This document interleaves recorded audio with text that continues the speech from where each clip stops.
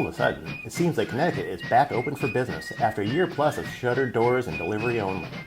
In the first quarter, the Connecticut economy has grown by 6%. People are returning to the office and work, and some businesses are moving into our state. And while the COVID-19 epidemic is by no means over, the return to normalcy feels more and more in our grasp every day. Eric Gjede, the Vice President of Government Affairs for the Connecticut Business and Industry Association, joins us to talk about these topics and what the state needs to do to sustain the growth. We'd like to thank our premier sponsor, Digital Back Office Palo Alto Networks. Check them out at digitalbackoffice.com or paloaltonetworks.com. The Municipal Voice is a Connecticut Conference of Municipalities podcast in collaboration with WHH LP 103.5 FM. I'm your host, Matt Ford. As always, be sure to give us a like and let us know what you're thinking in the comments. CCM's Municipal Voice podcast continues to present a key forum on important state-local issues. The views expressed do not necessarily reflect the consensus views of CCM or member municipal leaders. Eric, thanks for joining us today. Thank you so much for having me. Really appreciate it. So I think most of us would kind of figure out that the Connecticut Business and Industry Association has something to do with Connecticut and business. But, more in detail, could you give us a little bit of an idea of what your organization does? Yeah, absolutely. So, CBIA is Connecticut's largest business trade association. We have thousands of members of all businesses all across the state of Connecticut. Our primary objective is advocating for a pro-business environment in the state of Connecticut, which we do at the Capitol. We have a team of lobbyists, and I run that team of the public policy division at CBIA. You must run into our public policy guys up there sometimes. That's exactly right. We actually work a lot with CCM on multiple issues because the same thing that impacts the towns impact the businesses that reside in those towns. So yeah, we're all in it together. That's exactly right. And I think at the end of the day, we all want the same thing, which is a great place to live, a great place to work in Connecticut. Excellent. Well, let's start off with some of the good news. Connecticut's seen some recent economic growth, which is always good. Quarter four of 2020, we saw 7% growth, and first quarter of 2021, we're looking at 6%. Obviously, a lot of factors goes into that, some of which we'll cover later. But what is the CBIA's take on this recent growth? Well, I mean, obviously, we think it's great. We want to see a really strong economy in Connecticut. We had many years after the last recession where our state was simply not performing the way so many of our neighboring states were. In fact, I think we had of the New England region, one of the lowest job recovery rates. But we did manage to go into this pandemic. We came out a little bit stronger than many of our neighboring states, and we've avoided making so many of the mistakes those neighboring states made in response. And so it's really good to see the economy growing like this. And we certainly appreciate a lot of the legislative work that went in, a lot of the stuff that didn't happen that could have curtailed a lot of this growth. So, again, we are cheerleaders for Connecticut. We are here to point out when things aren't working well. But right now, they seem to be working pretty good. So if I'm hearing you right, Connecticut kind of handled some of the pandemic stuff a little bit better than some other places, and that actually has resulted, you think, at least in part, in some of this growth in Connecticut because of the way it was handled at the beginning? I do think so. I think some of our neighboring states used the pandemic to increase taxes on businesses, and we avoided a lot of that. And now, comparably, we're looking like a little bit more of a competitive state to be in. So people like our great workforce that we have here. And now, again, some of the taxes in our neighboring states have been increased. So we're looking to be in a good position right now. On the last episode of the show, we had on Christine Casengay from Connecticut Tourism. And in a lot of ways, these kind of topics go very hand in hand. How important is tourism dollars to businesses in Connecticut? And can they serve to kind of prime the pump for the rest of the economy in our state? Well, obviously, critical time for those tourism dollars, being the summer right now. Those the businesses in that industry are incredibly important to Connecticut, because obviously those businesses are bringing money into the state from out of state, so that's critically important. Mm. And then also, a lot of those businesses are creating these entry level jobs and first job Mm. experiences for our younger folks. So when you had, this year compared to last year, when so many of those businesses were closed because of the pandemic, it's great to see that they're doing a little bit better this year. And Yeah. again, we really want to, we hope those businesses grow. They're an important part of the economy and they create important jobs. Kind of looking back a little bit, reopening the state is tied to the success we've had in stemming COVID-19, but it's not over yet. Looking back at the past year, what was that like for business? I mean, it was a really scary time, especially at the very beginning. There was a lot of both state and federal programs coming out at the very beginning of the pandemic to try to help some of these businesses that were closed, but nobody knew how long they'd be closed for. Everyone kind of thought it would be just maybe a week or two, and Yeah. it turned out to be much longer than that. And every time one of these new programs come out, people were just desperate for answers, and we saw the folks who were just coming to our website, CBIA.com, to try to get information. I mean, just grew exponentially.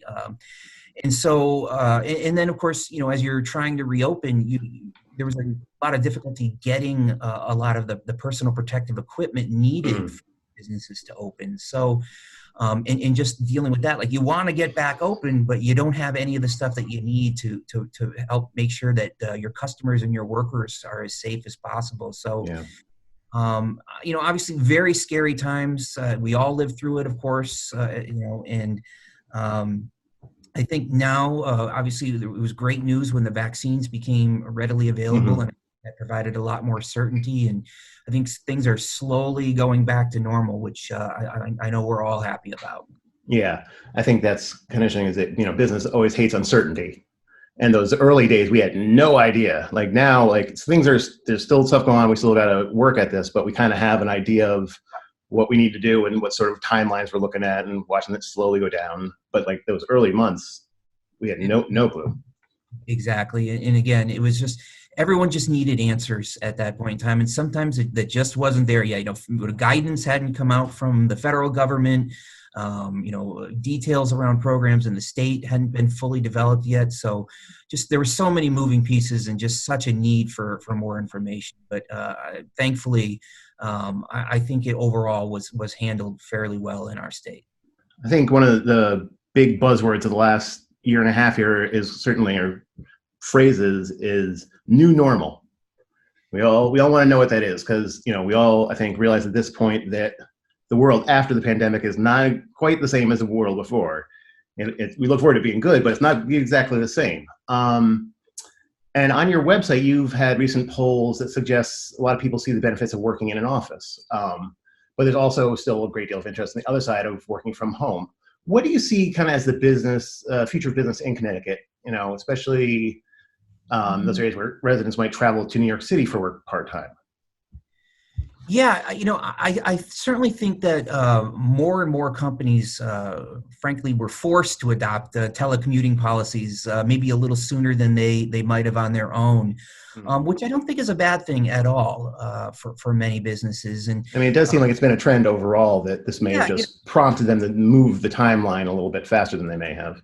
That's right. And you know what? I think employees really like the flexibility of working from home, if that is an option, at least part of the time. I know CBIA is no different. We had really just put a telecommuting policy in place the November before the March pandemic, and thankfully we did. So we were just a little bit a little step ahead of the I guess the curve, but. Yeah. I think a lot of businesses were already doing this and have seen the benefits of a smaller footprint in the state, having more folks remote in from their home.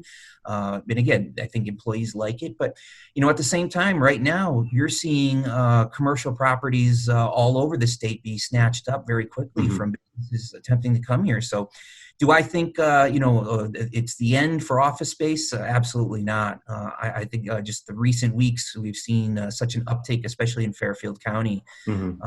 with new businesses coming in and looking for space. That I don't know 100% what the new normal will look like, but I think it's going to be a combination of a partly mobile workforce and still with the benefit of coming into an office for many folks. Yeah. I mean, I could see the potential for arrangement like that to eventually be more productive than the old way of doing things. You know, having the ability to go either way and be nimble, I think, could be beneficial to a lot of businesses. Absolutely, and the technology is there. I mean, we've all been relying on these, these different communication platforms. And it's kind of a joke every time you go on to do a webinar or have a meeting with folks. What platform they're using versus what one you're using, and do you like it better? Do you what are the features? So, I think that it's just. The technology is there to allow this to happen, and in many cases, it's to the benefit of both the business and the employees. So we talked a little bit earlier about the kind of connection and connectivity between towns, state, and businesses. How have municipalities helped businesses over the last year? And are there any examples you can think of where a town or city kind of went above and beyond in some of those efforts? Yeah, well, first of all, I mean, as you well know, there's 169 towns and cities in Connecticut, and I think there's probably a different story in each one about how they dealt with the pandemic. And certainly many of them went way above and beyond, whether it was, helping to expedite permits for outdoor dining or, I know during the very beginning stage of the pandemic, a lot of municipalities were instrumental in helping distribute personal protective equipment that CBIA was able to procure in coordination with the state. And with our affiliate Constep, they were very instrumental working with manufacturers to produce that stuff. But we needed help getting it to the businesses in the towns all over the state. So I think both the state government and municipal governments helped out in helping make sure it got to the right people. Just actually last week, or maybe it was a little over a week ago, we actually did an interview on CBIA's podcast, the CBIA Bizcast, with Laura Hoydick, who's the mayor of Stratford, about what she went through in her town during the pandemic, and whether it was creating lists of local businesses for people to help support at the time, or help distribute grant money, or just really doing anything they could to help businesses get back open. I think she tells a great story during it, and in fact, we're highlighting this even more. We have a conference coming up on September 30th where we're going to have a bipartisan panel of municipal leaders just talking about their experience at that. So we would certainly love to have you guys there if you'd be interested to I'm hear sure we about would. Great event. And I think it's really going to tell at least a few of the stories from those 169 towns and what those folks went through. Yeah, it sounds like it'll be interesting. On the state level, Krista Pimentina, your president and CEO of CBIA, has lauded Governor Lamont and the legislature for the state budget. What did you see in the budget that you thought deserved praise? Well, I think the number one thing is, even before we knew all this federal money was coming into the state, the governor put forward his budget proposal, his budget and tax proposal, and he promised right from the beginning it was going to contain no new broad-based tax increases. And really, for the most part, he really delivered upon that promise. And frankly, why would you, after this past year, even contemplate raising taxes on businesses that had been, had their doors shut for the better part of a year? And so I think what really also benefited him was the emergence of this blue dog moderate Democratic group working with the Republicans to kind of keep echoing that same, or asking that same question, like, why would we do this to our citizens? Why would we raise taxes on them? And then especially when the federal dollars started rolling into the state, the question even became more difficult to answer for folks who were calling for higher taxes. So we really applaud the governor for his leadership in taking that firm stand, because we think that emboldened the Republicans to continue to hold their ground, and then this moderate group of Democrats to really stand up and say, why are we doing this? Now, there was a little, there was a couple steps back before they continued to step forward. The budget and tax policy or tax proposal that came out of the Finance Committee initially was certainly not what the governor had put forward, but it's all part of the process, and where they ended up was the important part. And where they ended up really was a no tax increase proposal, no new tax increase proposal. Yeah. So I think that's critical for the state. And as I mentioned earlier, this really set us apart from our neighboring states and said that, we're finally taking, responsible budgeting seriously. Yeah. And showing people that, we're not the same Connecticut that maybe we were when we entered the pandemic. I think it's an important lesson for some people to learn. How do you see things like the reformed unemployment that passed this year as benefiting the state? Now, somebody must have told you to ask this question, because it was in my notes. Yeah, I was gonna say unemployment is probably what I've spent more of my last 9 years lobbying on than anything else. Listen, we keep learning the same lesson from the unemployment fund, and that's how critically important it is when we have a major economic downturn. Now, in the 2008-2009 recession, we decided to make no changes, and we had to significantly borrow from the federal government to make sure that all unemployment benefits were claimed or were paid out. Excuse me.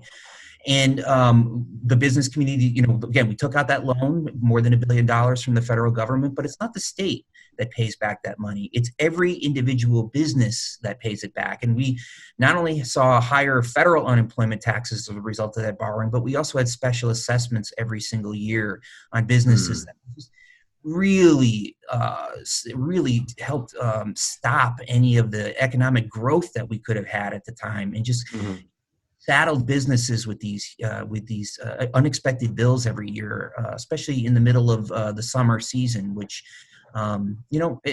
that's the time when you do a lot of higher hiring. So we thought it was critically important that this time around, we had made some progress. We had repaid our federal debt from the last recession. We were making progress getting towards solvency, but we cannot keep going into this cycle where every time we have an economic downturn, we're borrowing. So we knew we needed to do something big. So, again, there are the compromise that we came up with had both unemployment revenue increases, but also benefit reforms we've been seeking forever. I mean, the threshold to qualify for unemployment hadn't been increased since it was put on the books in 1968. So wow. Okay. Finally got some of these benefit reforms. But the more important thing is 73% of businesses in the state, as a result of the deal that we struck with the administration and bipartisan group of lawmakers, will decrease taxes for 73% of businesses, while asking the businesses that have been the biggest users of the fund to contribute a little bit more, because frankly, they had been being subsidized for all of these years. And it's simply not fair the way it was. So again, none of this goes actually into effect until 2024. Okay. But again, I think going into the next economic downturn, and there's always one that's around the corner.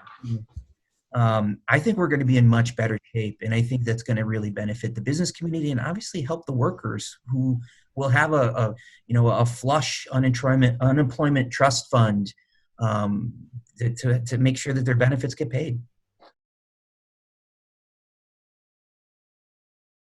Is there anything legislative-wise that didn't come to fruition this year that maybe you wish had? I think that, CBIA at the beginning of the legislative session had put together an 11-point policy proposal called the Rebuild Connecticut campaign. And, for so long, we had been trying to just hit home runs with our legislative agenda. What we really need in this state was start hitting some singles and doubles. And I think as a result of this changed, I guess, strategy is probably the way to describe it. We had a lot of success this year. I think we managed to achieve or 7 or 8 out of our 11 policy proposals, which are going to go a long way to getting the state back in the right direction. The one thing, if I had to pick one item that I was really disappointed didn't make it across the finish line this year, it's would have been to recognize some out-of-state professional licenses, Okay. especially for the family members of veterans. Now, I don't know if you know this, but when military family members, when the option to come to Connecticut is on the table for them, they Mhm. frequently don't want to come here because we have made it much more difficult than many other states to recognize the professional licenses of the military members' family members. So I thought that, especially in an environment when we are desperately looking for skilled workers in Mhm. Connecticut, this would have been something that the legislature would have embraced a little bit more strongly than it did, and I think some folks did, but again, a relatively new idea, and these things usually take a year or two Mhm. before they're implemented. But I really think that this is something we should be doing when we need so many workers, is to recognize out of state, make sure that their Yeah. requirements for their licenses match the requirements for this, Yeah. And we're talking about licenses. What are we talking about? Are we talking about like um, contractors, or are we talking about surgeons? What are we? absolutely, teaching certificates, contracting licenses, all of those things, Mhm. anything that requires a professional license. We should try to recognize other states, provided, again, that the requirements are similar. So that's something I think we're going to continue to look at in the coming legislative sessions. Um, I know one thing that garnered a lot of attention this year at the legislature was legalizing recreational marijuana, which, in addition to legalizing a formerly illegal substance, has created an entirely new industry or business in Connecticut. Do you see this having an impact on the economy? What's your take on it? Yeah, I think there's some positive, and I certainly think there's some negative. Now, we did not come out and we're not supportive of the effort to legalize recreational marijuana. We have a lot of businesses in the state that were incredibly worried that, they're trying to maintain a safe workplace, and they want to continue to be able to screen applicants using drug tests. And if it becomes so much more readily available in the state, Hmm. their pool of potential candidates are going to go down. Hmm. That being said, while we were not supportive, we were working with the administration and others to ensure that employer protections were in place in that bill if it were to pass, which obviously it ultimately ended up passing. So we were happy to see that employers can continue to screen applicants if they feel that that is best for their individual workplaces. But obviously, as you said, it is going to bring in new businesses and new industries to the state.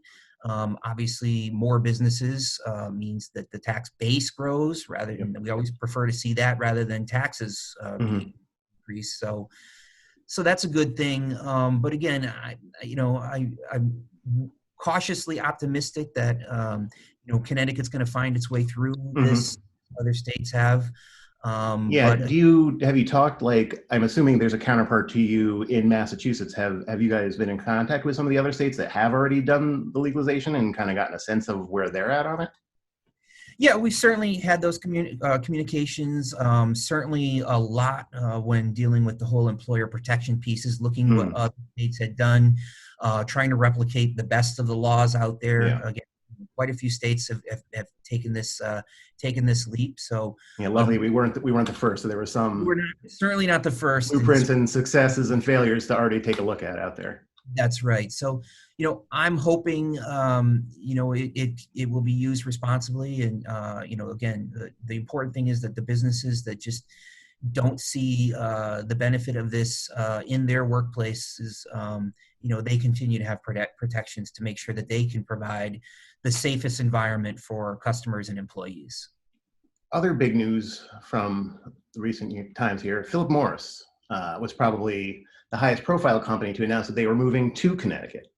But it seems like more companies might be looking at the state in the future. Why now? And, do you think it is kind of following some of the people that moved here?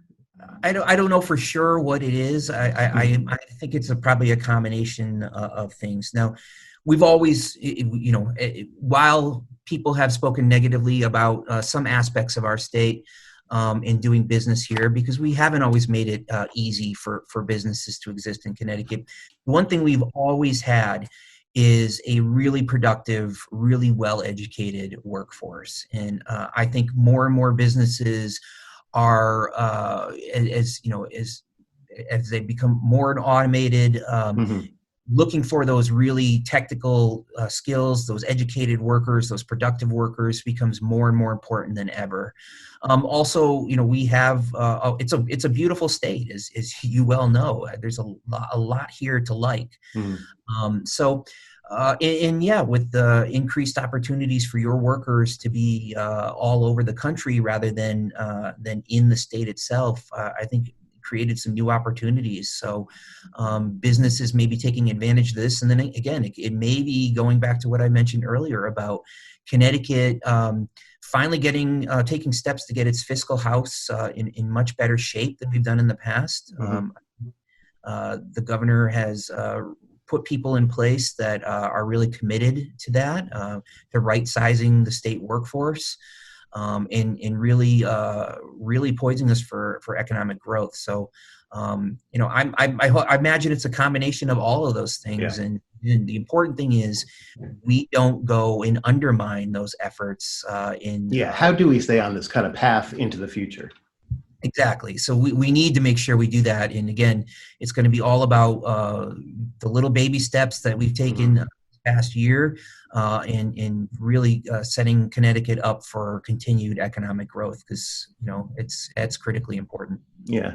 And I think that's interesting how, your focus on maybe, half a dozen smaller issues rather than pushing for that one kind of moonshot issue paid dividends for you this year.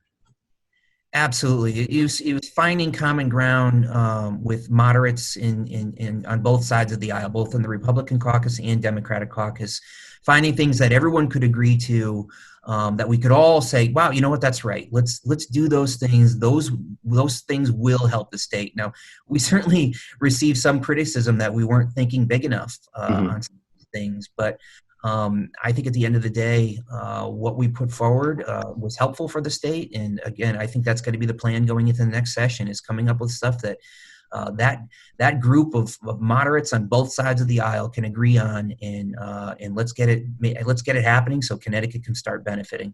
You mentioned that some of the higher tech, more skilled stuff is really where we've always excelled, and where that's kind of helping us now. How important is workforce development in aspiring businesses to come here, and what areas should we be developing as a state? It's workforce development is probably the most searched term on CBIA's website. I mean, it is something that every single one of our business members are very interested in, and it's really difficult because I don't think that there's any one single solution for the entire state. What I think we need to be doing is looking at the industries that are coming here, where they're going, and making sure that we're in constant communication with those industries, saying, what skills are you looking for? What do you actually need from workers? And not trying to guess. I just think that increased level of communication and collaboration between state government and the business community is going to be the real solution here. So that's how we're going to find and fill those holes in the workforce that we desperately need. And just kind of in closing, to sum everything up, how do you at CBIA, have a positive outlook for Connecticut in the next 5 years, 10 years down the line? How are you feeling about it? I mean, we always try to be very positive at CBIA. We do this job here because we want to be advocates for the state. And we are going to point out when things aren't going right, but we're also going to point out when they are. And we all, I think every single person, I certainly on, in the policy division here at CBIA, and I really think I speak for everyone at CBIA when I say, we all really care about the state, just the way that you guys care at CCM about the state as well. You wouldn't do what you do if you didn't care. And so we're always going to be trying to make the state even better than it can be. But the fact that it does seem to be finally going in the right direction is great. And we are going to continue to highlight all of the good stuff and point out all of the bad stuff. And again, we truly believe that the state's best days are still ahead of it. So we're going to continue to do our work to make sure that happens. Here, here. Good days ahead. Eric Gjede, CBIA, thank you so much for joining us today. Thank you very much for having me. It was a great time. Appreciate it. Great to talk to you. All right, let's stop recording now. We'd like to thank our guest, Eric Gjede. I'd like to thank our premier sponsors, Digital Back Office, Palo Alto Networks, who you can check out at digitalbackoffice.com and paloaltonetworks.com. The Municipal Voice is a co-production by CCM and WNHH 103.5 FM. Kevin Maloney is our executive producer, Christopher Gilson is our producer, Harry Draws on the boards, and I'm Matt Ford, your host. Be sure to check out our Facebook page and give us a like, and watch out for our CCM chat series on our YouTube page.